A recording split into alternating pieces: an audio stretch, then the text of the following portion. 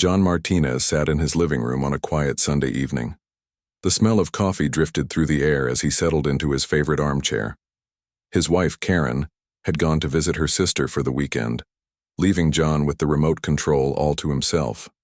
He flipped through the channels until he landed on the America Tonight show, a popular political talk program that aired every Sunday at 8 p.m. Tonight's guests caught his attention immediately. Congresswoman Jasmine Crockett and former Defense Department official Kash Patel were scheduled to discuss recent national security policies. John turned up the volume and leaned forward. He had followed both of their careers for years and knew their strong opposing views would make for an interesting watch. The show began with the usual introduction music. The host, Patricia Winters, a woman in her 50s with short blonde hair and a reputation for tough questioning, welcomed the viewers with a smile. Good evening, America. Tonight we have two guests who bring very different perspectives to our ongoing national conversation about security and governance, Patricia said. She turned slightly to her left. Please welcome Congresswoman Jasmine Crockett and former Defense Department Chief of Staff Kash Patel. The camera panned to show both guests sitting across from each other. Crockett wore a dark blue suit with a pearl necklace, looking poised and professional. Patel was dressed in a gray suit with a red tie, his expression serious and focused. John noticed the body language right away. Crockett sat with her back straight, hands folded neatly on her lap. Patel leaned forward slightly, one arm resting on the chair's armrest. The studio lights reflected off the polished wooden table between them. Thank you for having us, Patricia, Crockett said with a warm smile.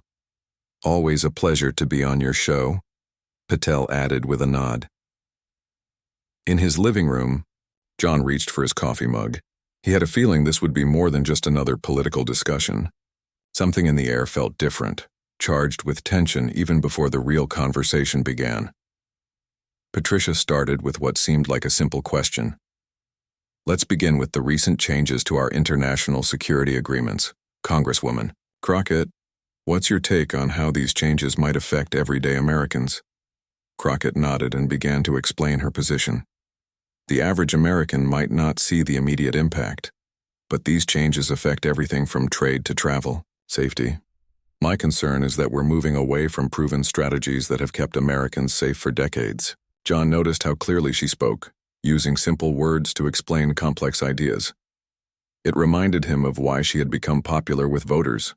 She had a way of making difficult topics easy to understand. As Crockett continued her point about international cooperation, Patel shifted in his seat. The camera caught his slight eye roll before cutting back to a wider shot of both guests. Patricia noticed it too, but allowed Crockett to finish her thought. And that's why I believe we need to strengthen these agreements, not weaken them, Crockett concluded. Patricia turned to Patel. Mr. Patel, your response? With respect to the Congresswoman, Patel began, though his tone suggested little respect. These agreements have been outdated for years. They drain American resources while giving little in return.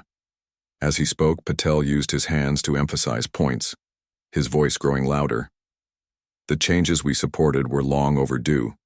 They put America first, which should be our primary goal.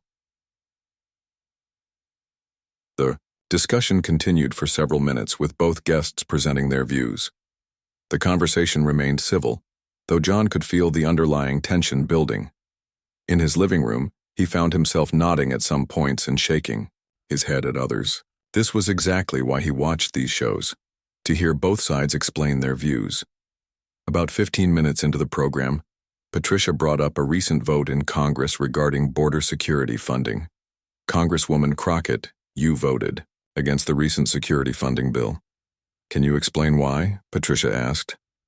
Crockett began to answer. The bill had several problems that weren't being discussed openly. First, it reduced funding for actual security technology while increasing money for... Patel cut in before she could finish. That's simply not accurate. Patricia tried to intervene. Mr. Patel, please let the Congresswoman finish her, but Patel continued. The American people deserve the truth. That bill would have significantly improved border security, and the Congresswoman's party blocked it for political points. Crockett tried to respond. If you would let me finish explaining the actual contents of the bill, you clearly don't understand how government works, Patel said dismissively, leaning forward with a smirk. I spent years implementing these policies while you were giving press conferences. The studio went quiet. Even Patricia seemed momentarily taken aback by the personal nature of the attack.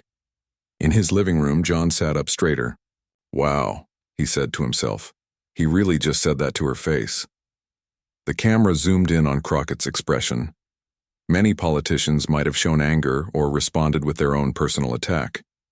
Instead, her face remained calm, though her eyes narrowed slightly. She straightened the papers in front of her, taking a moment before responding. Patricia tried to regain control of the situation. Let's keep the conversation focused on policies rather than personal comments. Congresswoman, would you like to respond to the content of Mr. Patel's claim about the bill? Crockett raised her hand slightly. I would, Patricia. But I'd also like to address the comment that was just made. The studio audience, which had been mostly quiet during the show, seemed to collectively hold their breath. John found himself holding his remote control tightly, curious about what would happen next. Go ahead, Congresswoman, Patricia said, her voice carrying a note of caution. In the control room of the America Tonight show, Mary Rodriguez watched nervously from her position. As a production assistant who had worked on the show for 3 years, she had seen many heated exchanges, but something about this one felt different. The director stood beside her, watching the multiple camera feeds. Cut to camera 3, he ordered, wanting to capture Crockett's face clearly. Back in the studio, Crockett took a deep breath. The lights seemed to brighten as all attention focused on her response. Patel sat back in his chair, his expression a mixture of confidence and challenge. You know what's coming next, whispered a cameraman to his colleague. The tension in the room was so thick that Patricia didn't even try to jump in. This moment between the two guests had taken on a life of its own. John Martinez leaned even closer to his television, coffee forgotten. His neighbor Bill Jackson had texted him, "Are you watching this? Turn on America Tonight now." John quickly replied, "Already watching. This is about to get real." And indeed it was. As Congresswoman Crockett prepared to respond to Patel's dismissive comment, viewers across America, like John, held their breath. No one knew exactly what she would say, but everyone sensed it would be a moment to remember. Mary Rodriguez gripped her clipboard tightly as she watched the monitors in the control room of the America Tonight show. She had worked as a production assistant for 3 years, but she had never felt tension like this before. The red lights on the cameras glowed in the dimly lit studio as Congresswoman Jasmine Crockett prepared to respond to Kash Patel's dismissive comment. "Ready on camera 3, the director said, his voice calm despite the building tension. "Keep focus on Crockett." Mary nodded, her eyes never leaving the screen. She had helped brief both guests before the show. Crockett had been polite and focused during prep, asking thoughtful questions about the segment. Patel had been more distant, checking his phone often and barely acknowledging the production staff. In the green room, Senator William Kent watched the exchange unfold on a wall-mounted television. He was scheduled to appear in the next segment to discuss education funding, but right now, that seemed very far away. He sipped his water slowly, shaking his head at what he was witnessing. "Knew this would happen," he said to his aide, Lisa. "I told the producers last week that putting these two together was asking for trouble." Lisa nodded. "They've been fighting on social media for months. Patel called her incompetent in that Fox interview last month." William sighed. "And now they've got their explosive moment for ratings." Back in the studio, Patricia Winters tried to maintain control of her show. With 20 years of experience hosting political discussions, she knew when a moment was about to become viral. She could see it in Crockett's composed yet determined expression, in the slight tremble of anger she was controlling in her hands. "Congresswoman, you wanted to respond?" Patricia prompted, knowing millions of viewers were waiting. The studio audience sat in complete silence. Even the usual shuffling and coughing had stopped. Among them sat Olivia Baker, a college student, who had won tickets to the show through her political science class. She had come hoping to see civil discourse about important issues. Instead, she was witnessing what felt like a pivotal television moment. The stage manager, Rob Gibson, stood just off camera, ready to signal for a commercial break if things got too heated. He had his finger hovering near the button on his headset. The network executives were probably already flooding the producer's phone with messages. Across America, viewers like Kevin and Susan Blackwell sat in their living room in Columbus, Ohio, completely absorbed in the unfolding drama. Their dinner plates sat forgotten on the coffee table. "Did he really just say that to her face?" Susan asked, turning to her husband. Kevin nodded, eyes still fixed on the screen. "This is getting intense. I wonder how she'll respond." Similar scenes played out in homes throughout the country. In a small apartment in Chicago, nurse Samantha Wilson had just returned from a 12-hour shift. She had turned on the television hoping for some background noise while she ate her takeout dinner. Now, her fork was suspended halfway to her mouth as she watched in fascination. In a bar in downtown Denver, the bartender had switched one of the TVs from sports to the America Tonight show after a customer had mentioned the heated exchange. Now a small crowd had gathered, drinks in hand, watching the political drama unfold with the same intensity they usually reserved for playoff games. Back in the studio, Crockett took a deep breath. The pearls around her neck caught the studio lights as she straightened her posture. Unlike many politicians who might lash out when insulted, her face remained composed, though her eyes revealed her determination. "Thank you, Patricia," she began, her voice steady and clear. "Before I address the policy question, I think it's important to acknowledge what just happened." Patel shifted in his seat, maintaining his confident expression, though those watching closely might have noticed a flicker of uncertainty cross his face. He hadn't expected her to directly address his comment. "Mr. Patel suggests I don't understand how government works," Crockett continued. "It's a dismissive tactic I've encountered throughout my career, and one that many viewers at home have probably experienced in their own workplaces."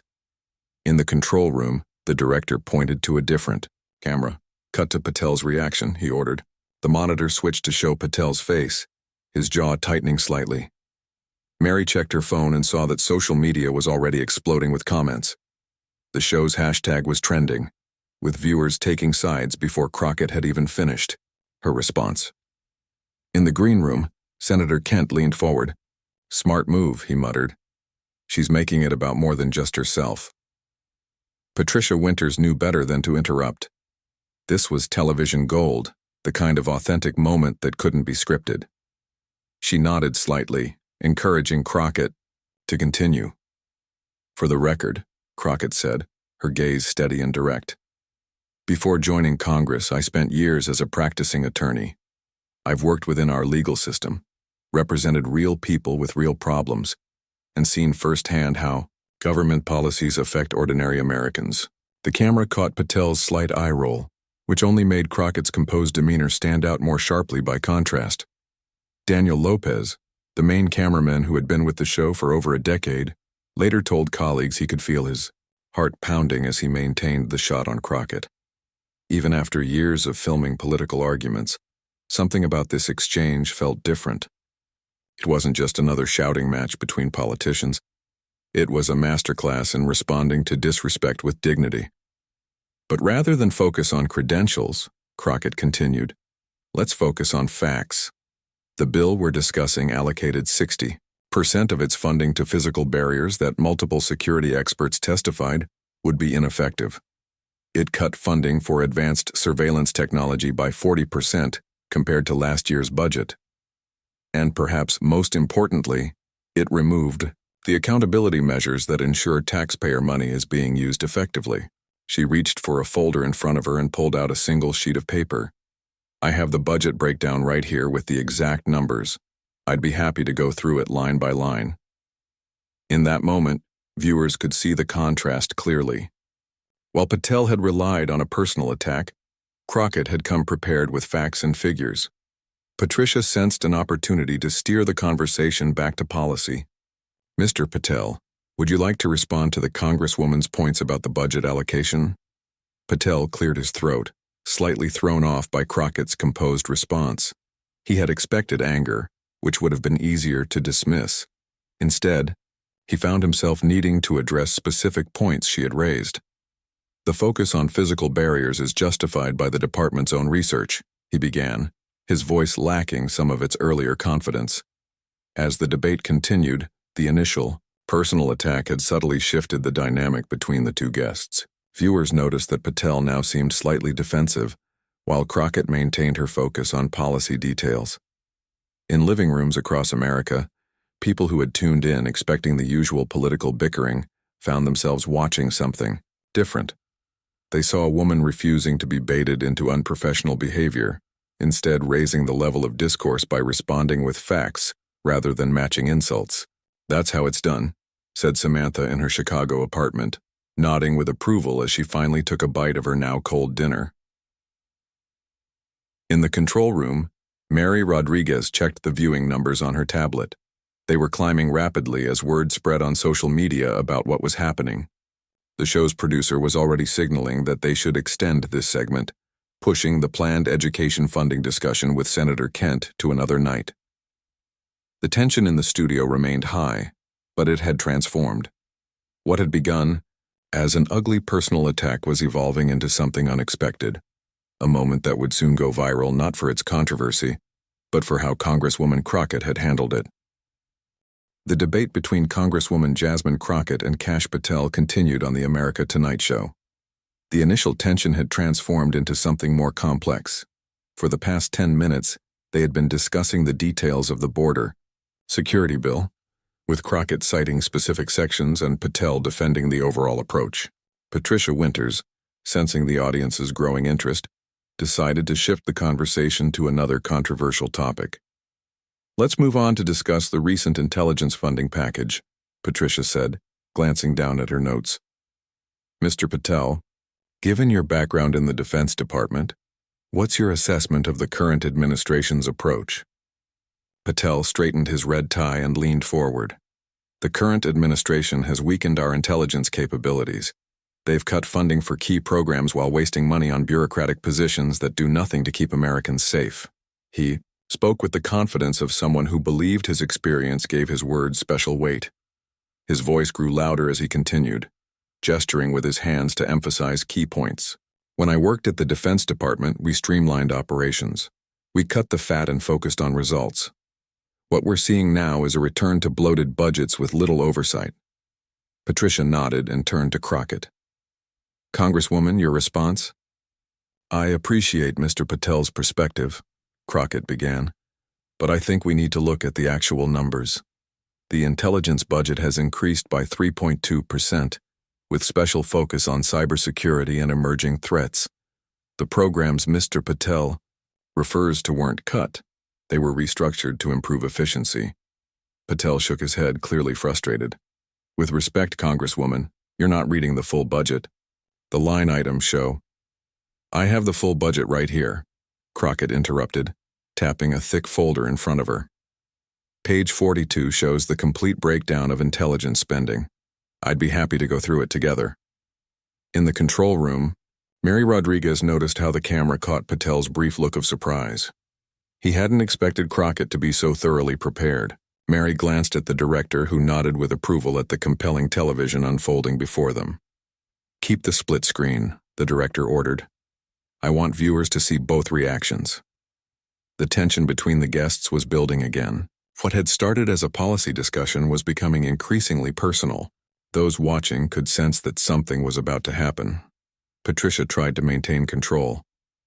"Let's focus on the specific programs. Mr. Patel, which initiatives do you believe should have received more funding?" Patel launched into a detailed critique, his voice growing more forceful with each point. As he spoke, he occasionally glanced at Crockett with barely disguised disdain. The Congresswoman jotted notes, waiting for her turn to respond.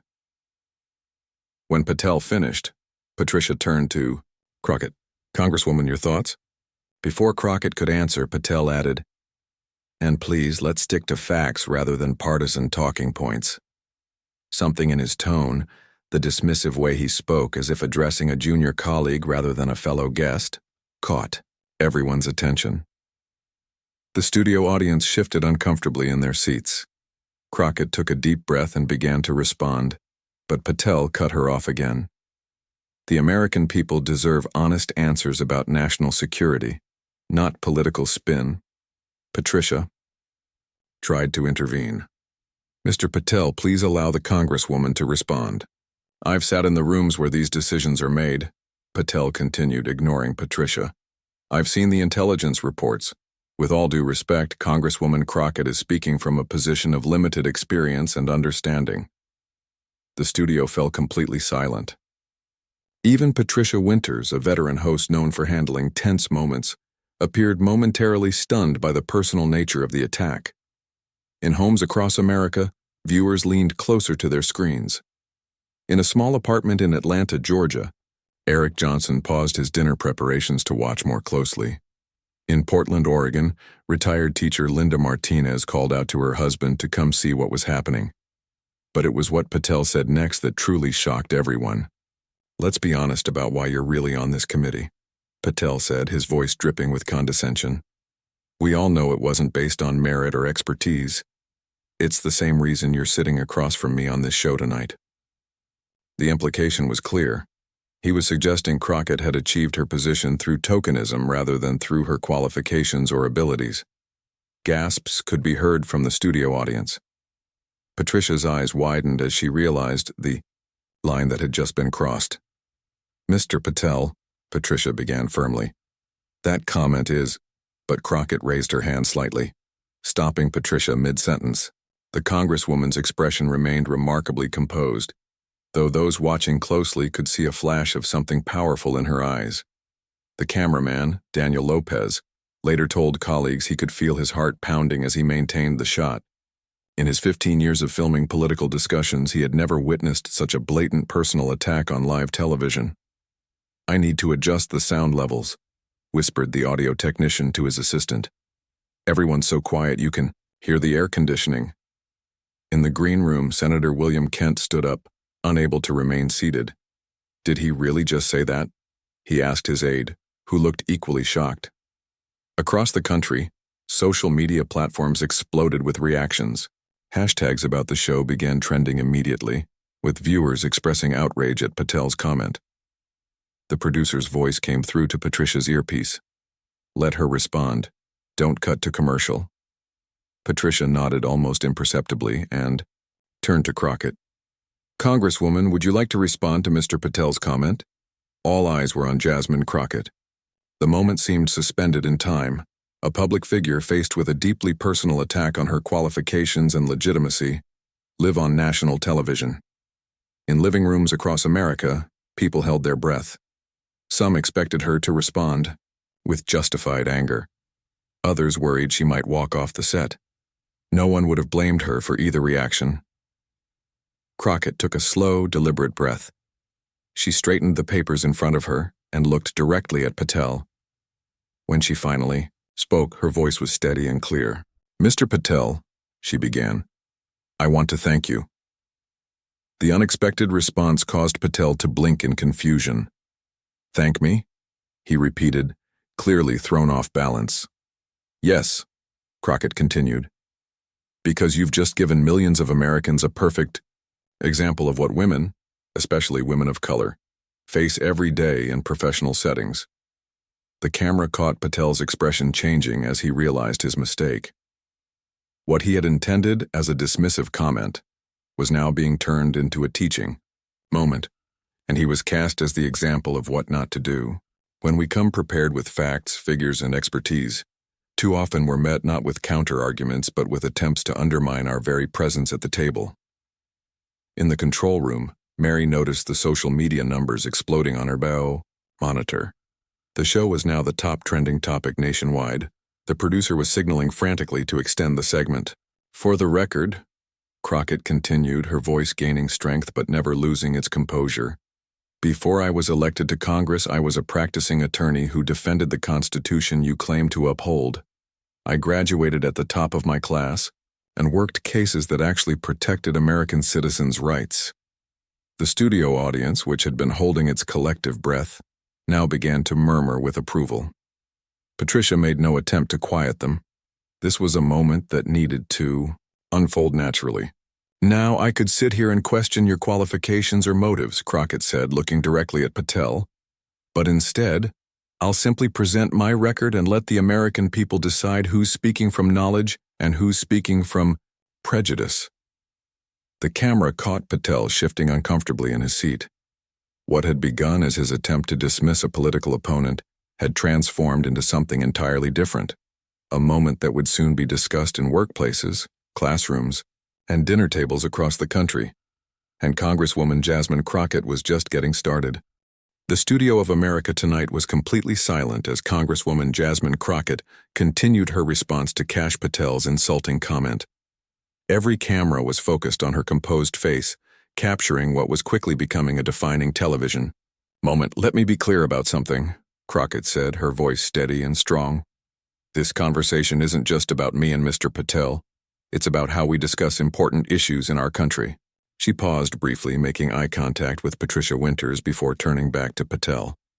The former Defense Department official sat stiffly in his chair, his earlier smugness replaced by a growing awareness that he had miscalculated badly.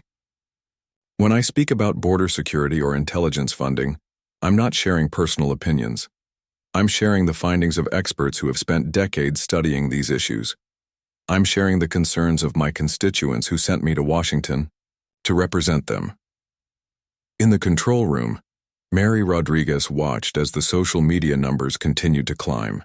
The show's producer had just informed them through the headsets that several major news networks had cut to a live feed of their broadcast. What had started as a regular Sunday night political discussion was now being watched by millions more people than usual. "This is going to be everywhere tomorrow," Mary whispered to the sound technician beside her. On the studio floor, camera operator Daniel Lopez maintained a steady shot on Crockett's face. Years of experience had taught him to recognize truly special television moments, and this was certainly one of them. Later, he would tell his wife that he could almost feel the weight of history as he filmed. "I believe we can disagree about policies without questioning each other's right to be at the table," Crockett continued. "I believe we can have tough debates without resorting to personal attacks." She reached for the glass of water in front of her and took a small sip before continuing. The brief pause only added to the power of the moment. In living rooms across America, no one was changing the channel. In a small townhouse in Michigan, Ella Carter watched with her teenage daughter Rebecca. "Pay attention to this," Ella said quietly. "This is how you respond when someone tries to make you feel small." Rebecca nodded, her eyes fixed on the screen.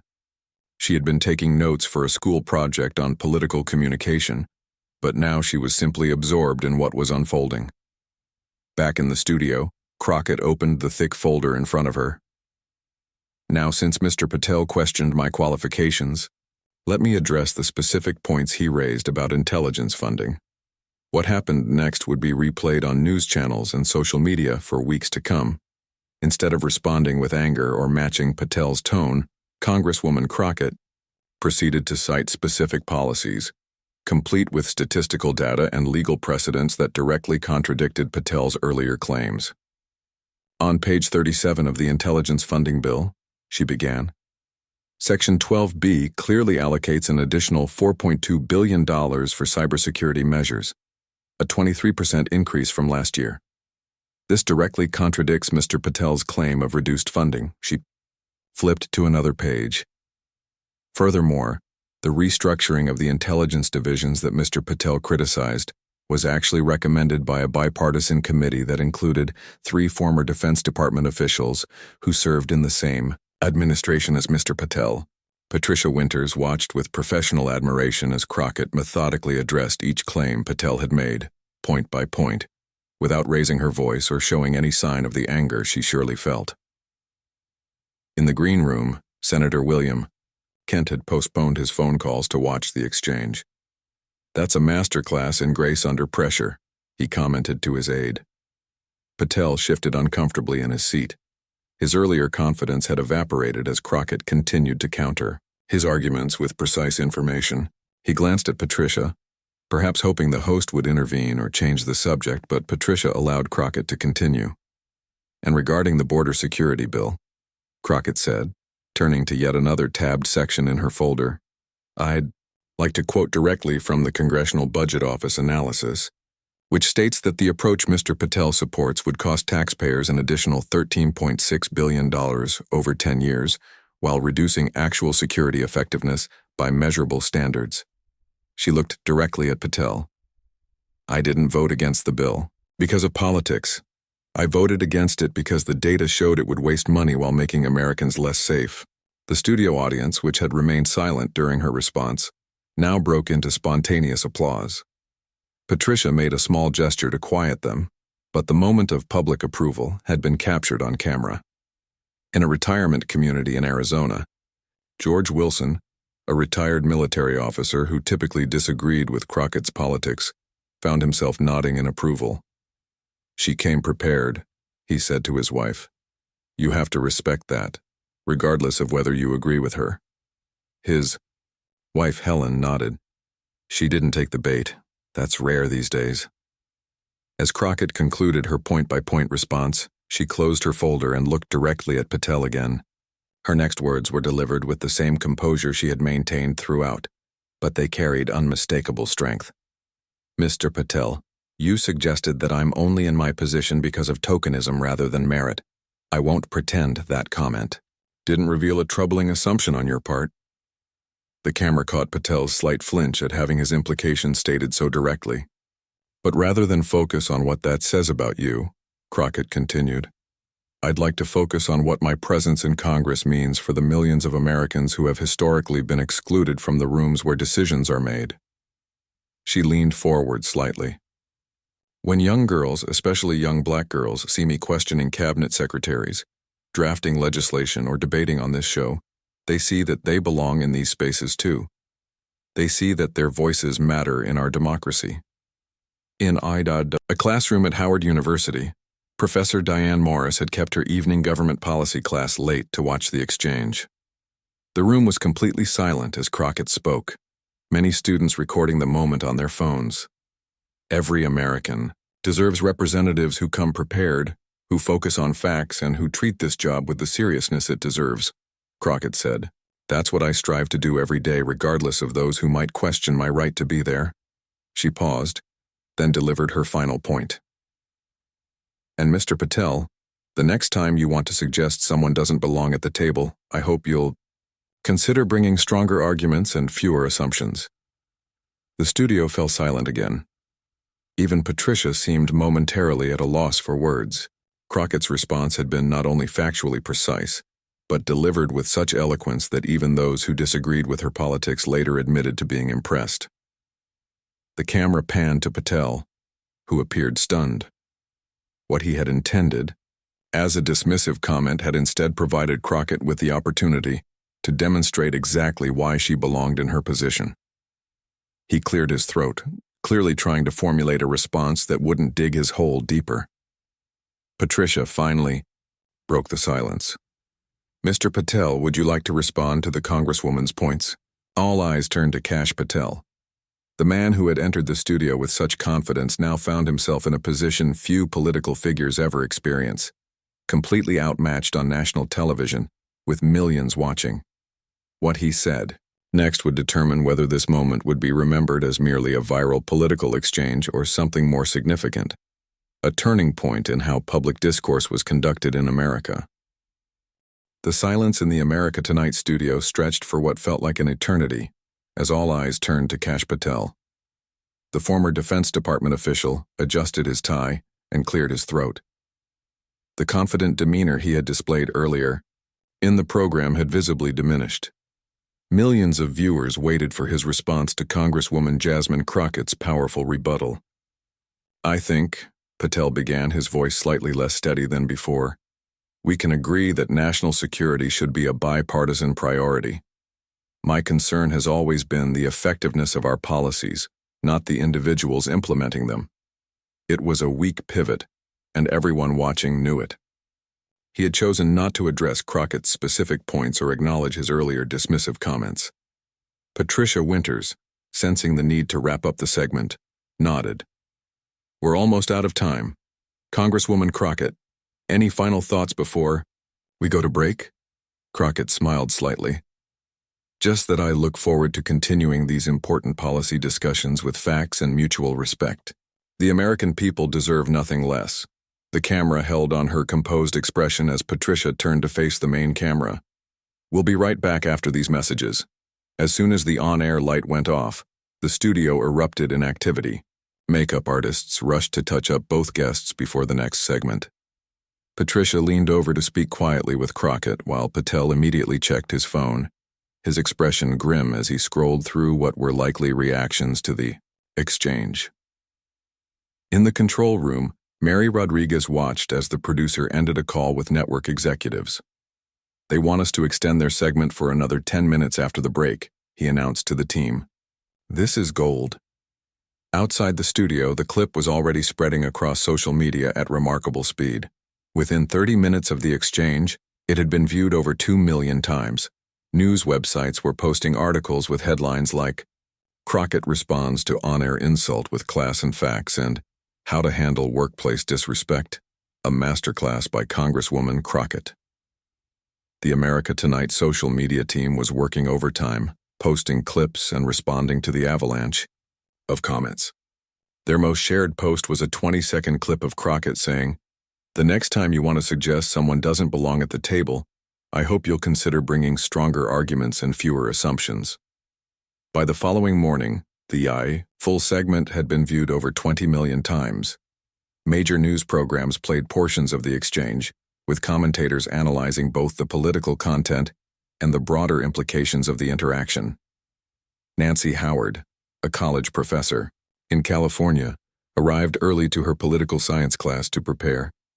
She had stayed up late editing her lesson plan, deciding to show her students the clip as a case study in effective communication under pressure. As her students filed in, many were already discussing the exchange. "Did you see that takedown last night?" one student asked another. "I stayed up rewatching it 3 times, the other replied. "My mom sent it to me with just this in all caps." Nancy smiled as she set up her computer. "I see many of you have already watched what we'll be discussing today. Let's talk about why Congresswoman Crockett's response was so effective." At the same time, in a high school classroom in Georgia, teacher Ben Martinez was having a similar discussion with his civics students. "Notice how she didn't respond to the personal attack with another attack," he explained. "Instead, she redirected to the actual issues while still acknowledging what had happened." A student raised her hand. "My dad usually doesn't like Crockett's politics, but he said she handled herself like a pro last night." Ben nodded. "That's an important observation. Effective communication can earn respect even from those who disagree with your positions." Across the country, the conversation continued. In office break rooms, on morning talk shows, and text messages between friends, the exchange had struck a chord with people from all walks of life. Frank Miller, a retired veteran in Florida who typically disagreed with Crockett's politics, found himself discussing the clip with his fishing buddies. "I don't care what side of the aisle you're on," he said as they prepared their gear. "That woman came prepared and kept her cool when that fella tried to dismiss her. Gotta respect that." His friend Carlos nodded. "My daughter deals with that kind of thing at work all the time. I sent her the clip with a note saying, 'Watch and learn.'" By midweek, the impact had spread beyond just viral fame. Several women's organizations issued statements praising Crockett's handling of the situation. Workplace consultants were using the clip in training sessions about professional communication. Political strategists from both parties were privately advising their clients to study the exchange. In her congressional office in Washington, Jasmine Crockett was trying to maintain her normal schedule despite the sudden increase in attention. Her phone had not stopped ringing since Sunday night, with interview requests from major news outlets and even offers for book deals. Her chief of staff, Greg Phillips, entered her office with yet another stack of messages. CNN, MSNBC, and Fox all want you tomorrow. Time magazine wants to do a feature. Oh, and the White House called. The president wants to commend you personally for elevating the discourse. Crockett looked up from the legislation she was reviewing. "Tell them all I'm focused on my work right now. Maybe next week for some of the interviews, but the legislation is the priority." Greg nodded, not surprised by her response. It was consistent with who she had always been, focused on substance, over spectacle. Meanwhile, Kash Patel was facing a very different week. His phone was also ringing, but mainly with calls from concerned allies and crisis management consultants. The clip had not portrayed him in a flattering light, and many of his usual defenders had remained noticeably silent. 2 weeks after the America Tonight appearance, Patel was scheduled for an interview on a different network. The host, Andrew Collins, inevitably brought up the exchange. "You've had some time to reflect on your interaction with Congresswoman Crockett," Collins said. "Any thoughts looking back on that moment?" Patel's expression was more measured than it had been on America Tonight. "I've spent the past 2 weeks thinking about that exchange," he admitted. "While I stand by my policy positions, I recognize that my approach was unnecessarily personal and dismissive. That's not the kind of discourse that benefits anyone." He paused before continuing. "I've reached out to Congresswoman Crockett privately to acknowledge that my comments were inappropriate. We had a productive conversation about how we can disagree on policy without the kind of personal remarks I made." Collins looked surprised at the candid response. "That's quite an admission. Was that a difficult call to make?" "Pride makes many things difficult," Patel replied. "But leadership sometimes requires acknowledging when you've fallen short. I expressed a willingness to engage in more respectful dialogue in the future, and the Congresswoman was gracious enough to accept that." The clip of Patel's apology, while not as viral as the original exchange, was widely shared as an example of growth and accountability. Many commented that it represented another positive outcome from what could have been just another toxic political moment. For Jasmine Crockett, the viral exchange became defining, not because she had destroyed her opponent, as some headlines suggested, but because she had demonstrated how to stand firm, present facts, and maintain dignity when faced with personal attacks. In a commencement speech she delivered that spring, she reflected on the experience without directly naming Patel. "In your careers, you will inevitably face moments when someone tries to dismiss your voice or question your right to be in the room," she told the graduates. "In those moments, remember that your preparation, your knowledge, and your dignity are powerful responses to disrespect. The table belongs to all of us, and we earn our seats through our work, not through the approval of those who would try to exclude us." The graduates rose in a standing ovation, many recording her words on their phones to share later. The clip would join the America Tonight exchange as part of Crockett's growing legacy, not just as a politician, but as someone who had shown millions of Americans how to respond to disrespect with both strength and grace.